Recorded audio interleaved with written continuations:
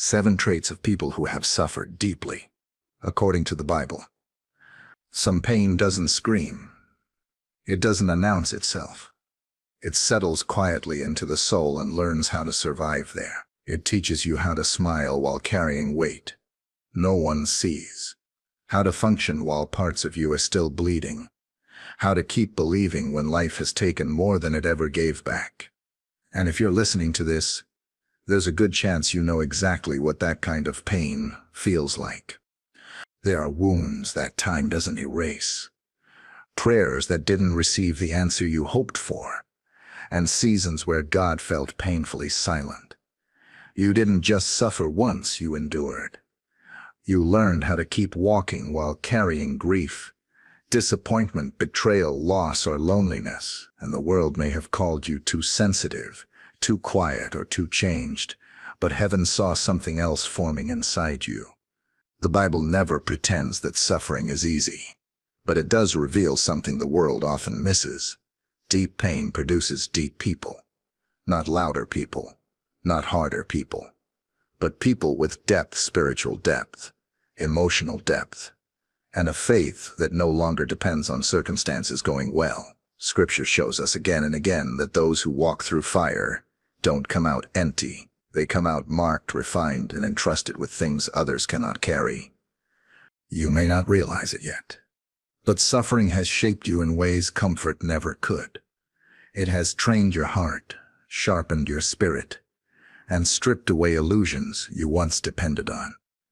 It has taken things from you, yes, but it has also given you something rare, something the Bible speaks about with great reverence. Tonight we're not talking about pain for the sake of pain. We're talking about what God forms inside a person who has suffered deeply. Traits that don't come from success, ease, or applause, but from endurance, faith, and survival. Traits that quietly separate those who have merely lived from those who have truly been transformed. If you've ever wondered why you see the world differently now, why your heart responds differently, why your faith feels deeper yet heavier at the same time, this message is for you. Because the Bible reveals that suffering does not just wound a soul. In the hands of God, it shapes it. Number 1. A deep capacity for compassion. One of the first traits the Bible reveals in people who have suffered deeply is a compassion that cannot be taught in comfort. This kind of compassion isn't learned from books, sermons, or advice. It is carved into the heart through pain. When you have walked through darkness yourself, you begin to recognize it in others without needing them to explain a single word. People who have suffered deeply don't rush to judge. They pause. They notice what others overlook: the tear eyes, the forced smile, the quiet withdrawal. They understand that not all battles are visible because their own battles once went unseen. The Bible speaks often about mercy flowing from those who understand suffering because mercy is born where pain once lived. This compassion doesn't make someone weak. It makes them safe. Others feel it instinctively. They sense they won't be misunderstood, minimized, or dismissed. That's why people who have suffered deeply often become quiet refuges for others. Not because they have perfect answers, but because they know what it feels like to need grace instead of explanations. Scripture shows that God draws near to the brokenhearted, and when He heals them, He doesn't remove their tenderness, He sanctifies it. The heart that has been broken and restored by God becomes capable of loving without conditions, listening without impatience, and forgiving without keeping score. That kind of compassion reflects Christ more clearly than strength ever could. You may have noticed that you feel things more deeply now. Stories affect you more. Pain in others lingers with you longer. You may even wish sometimes that you could go back to being less sensitive. But the Bible never treats compassion as a flaw. It treats it as a calling. A heart that has suffered deeply learns how to love deeply, because it understands the cost of being unloved. This is why your compassion feels heavy at times. It carries memory. It remembers what it was like to be hurting and alone. But it also carries purpose. God often entrusts the most wounded hearts with the ministry of mercy, because they won't misuse it. They won't cheapen it. They know what it's worth. If you find yourself moved by pain that others ignore, drawn toward those who are struggling, and unable to turn away from suffering, understand this. Your compassion is not accidental. It is evidence of what you have survived and of what God is forming through you. Number 2, quiet strength. That doesn't need to prove itself.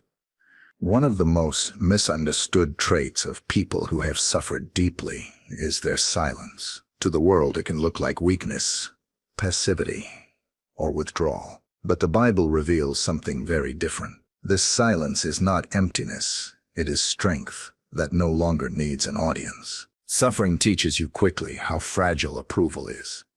You learn that applause disappears when life gets uncomfortable, that people who cheered for you can vanish when your pain becomes inconvenient. Over time, something shifts inside you. You stop performing. You stop explaining yourself. You stop fighting to be understood by people who never intended to understand you in the first place. The Bible consistently shows that real strength is rarely loud. It is steady. It endures. It remains standing when everything else collapses. Those who have suffered deeply have already faced the worst versions of themselves: fear, doubt, despair, and survived. They don't need to prove their resilience because their life already has. This quiet strength shows itself in patience, in restraint, in the ability to walk away instead of reacting. People who have suffered deeply know that not every battle deserves their energy. They've learned discernment the hard way. They've learned that survival often requires silence, boundaries, and surrender rather than force. Scripture honors this kind of strength because it reflects Christ himself. Jesus did not defend himself at every accusation. He did not demand recognition for his suffering. He trusted God with his vindication. And those who have walked through deep pain often carry that same posture, not because they are weak, but because they are anchored. You may notice that you no longer feel the urge to explain your story to everyone. You don't chase validation. You don't need to be right. That's not indifference. It's maturity shaped by endurance. The Bible describes this as strength under control, power that has learned humility. This kind of strength is rare because it is expensive. It costs innocence. It costs simplicity. It costs comfort. But what it gives in return is unshakable. A person who has suffered deeply knows who they are, even when no one is watching. And that is a strength nothing in this world can take away. Number 3, a deep trust in God beyond circumstances. There is a kind of faith that exists only when life is going well, and then there is the kind of faith that remains when everything familiar falls apart. People who have suffered deeply rarely keep a shallow faith, because suffering does not allow illusions to survive. Pain asks hard questions. Silence from heaven feels heavy, and yet it is in those moments that faith either dies or is transformed into something unbreakable. The Bible shows that deep trust in God is not born in comfort. It is formed in waiting rooms, in unanswered prayers, in nights where hope feels distant and strength feels borrowed.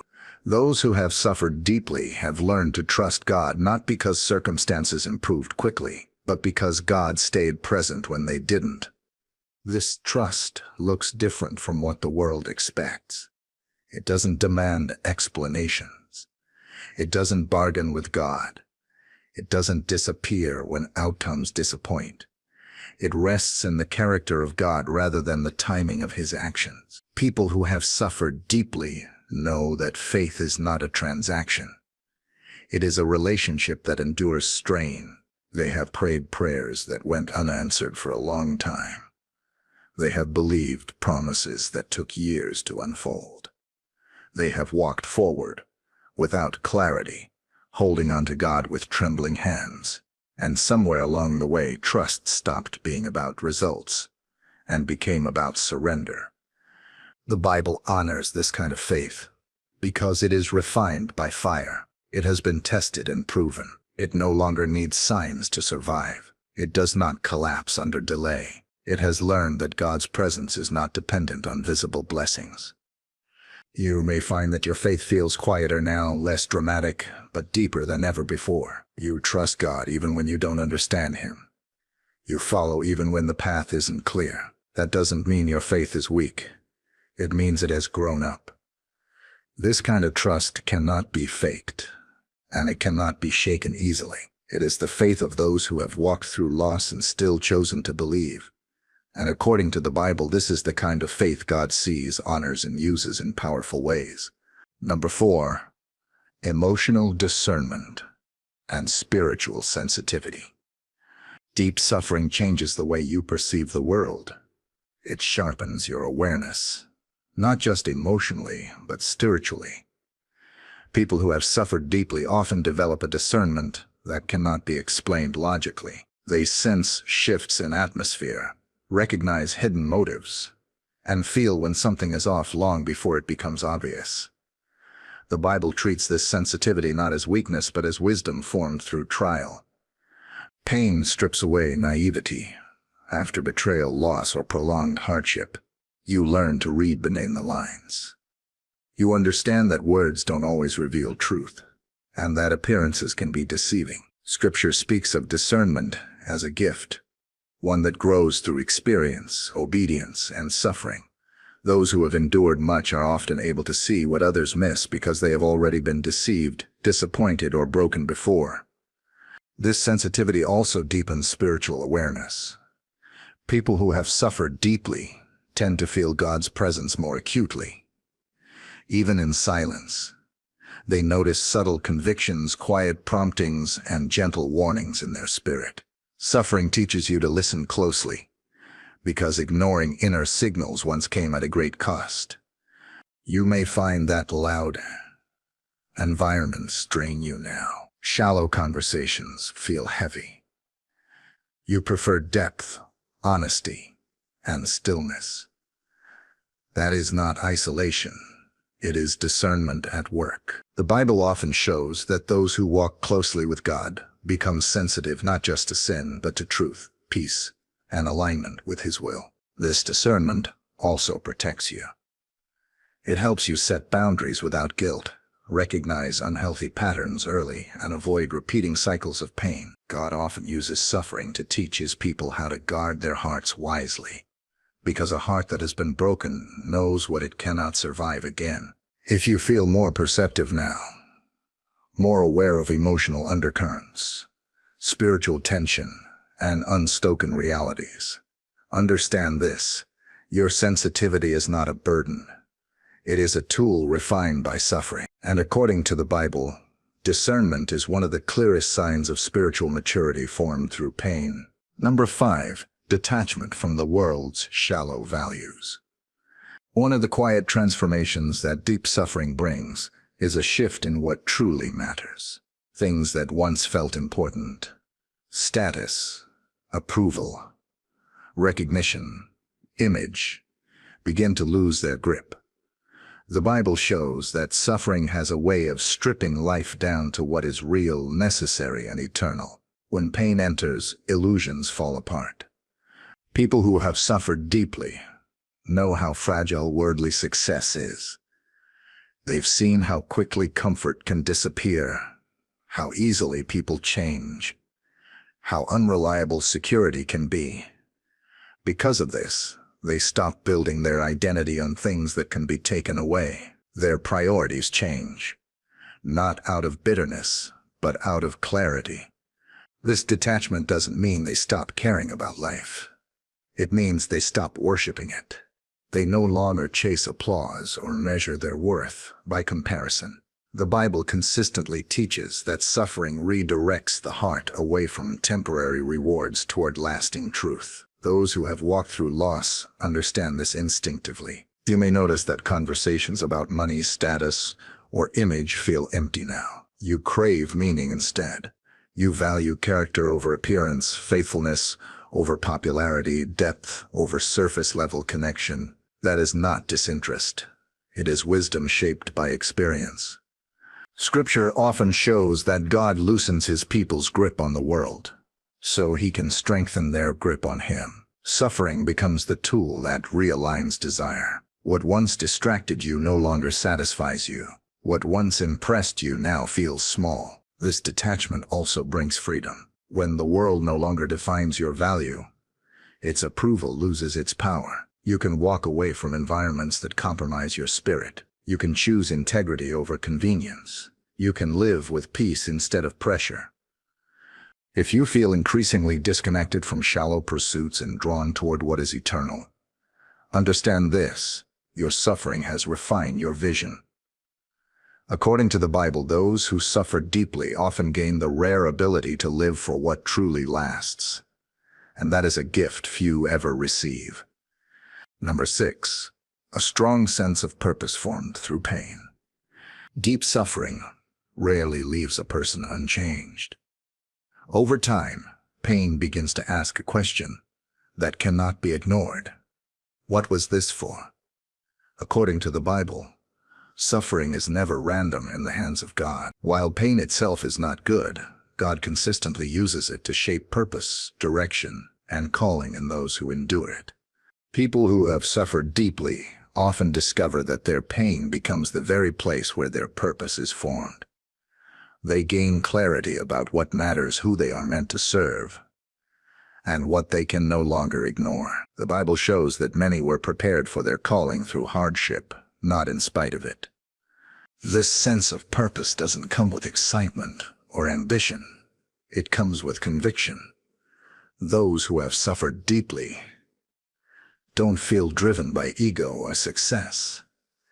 They feel compelled by meaning. Their purpose is rooted in understanding pain, restoring what was broken, and standing in places others avoid. You may find that your experiences have given you insight others don't have. You understand grief, endurance, forgiveness, or faith in a way that can't be taught. What once wounded you now equips you. The Bible reveals that God often turns suffering into preparation so that nothing is wasted. This purpose is not always public or visible. Sometimes it shows up in quiet faithfulness, compassion toward others, or strength behind the scenes. But it carries weight. It carries authority. People who have suffered deeply speak with credibility because their words come from lived truth, not theory. If you feel a pull toward helping, guiding, or standing for something greater than yourself, it is not accidental. Your pain has carved space for purpose. According to the Bible, God often entrusts the deepest callings to those who have walked through the deepest valleys, because they know the cost and they won't take it lightly. Number 7. A quiet hope that cannot be destroyed. There is a kind of hope that only exists after everything else has failed. It is not loud, emotional, or naive. It does not deny pain or pretend things are easy. According to the Bible, this hope is forged in suffering, not in comfort. People who have suffered deeply often carry this kind of hope, not because life has been kind, but because God has proven faithful in the darkest moments. This hope has survived disappointment. It has outlived unanswered prayers and delayed promises. It has endured loss, betrayal, and silence. Because of this, it does not depend on circumstances improving quickly. It rests in something deeper, an unshakable trust that God is still at work, even when nothing makes sense. People with this kind of hope rarely speak about it dramatically. They simply keep going. They show up. They endure. The Bible describes this hope as an anchor for the soul, steady, unseen, but holding firm when the storms come. Those who have suffered deeply know that despair is real, but it is not final. You may notice that even after everything you've been through, something inside you refuses to give up. You still believe. You still pray, even when words are few. You still expect God to redeem what was lost. That quiet endurance is not weakness. It is spiritual resilience shaped by fire. This hope does not erase sorrow. It coexists with it. The Bible never promises the absence of pain, but it promises the presence of God within it, and that promise becomes the foundation of a hope that suffering cannot destroy. If you are still standing after everything that tried to break you, understand this: your hope is not accidental. It is evidence that God has been sustaining you all along. According to the Bible, this kind of hope does not disappoint because it is rooted not in outcomes, but in God Himself. Conclusion: if you have listened this far, it is likely because something in this message reflects your own journey. Deep suffering leaves marks, but it also leaves meaning. The Bible never portrays pain as proof of abandonment. Again and again, it shows that God is closest to those who have been broken, not because He caused their pain, but because He refuses to let it be wasted. Every trait we've explored points to a truth that is easy to miss when you are in the middle of suffering. What hurt you also shaped you. Compassion, strength, discernment, purpose, and hope did not appear by accident. They were formed slowly, often painfully, in places where comfort could not reach. You may wish at times that your path had been easier, but Scripture reminds us that depth is rarely formed on smooth ground. You are not behind. You are not damaged beyond repair. You are not weaker for what you endured. According to the Bible, those who suffer deeply often emerge with a faith that can carry others, a heart that understands mercy, and a hope that does not collapse when life shakes. God has been working in you, even when you couldn't see it. There may still be wounds that ache, questions without answers, and moments where the weight feels heavy, but the story is not finished. The same God who sustained you through the valley is the God who redeems what was lost and gives purpose to what was painful. If suffering has changed you, let it change you toward God, not away from Him.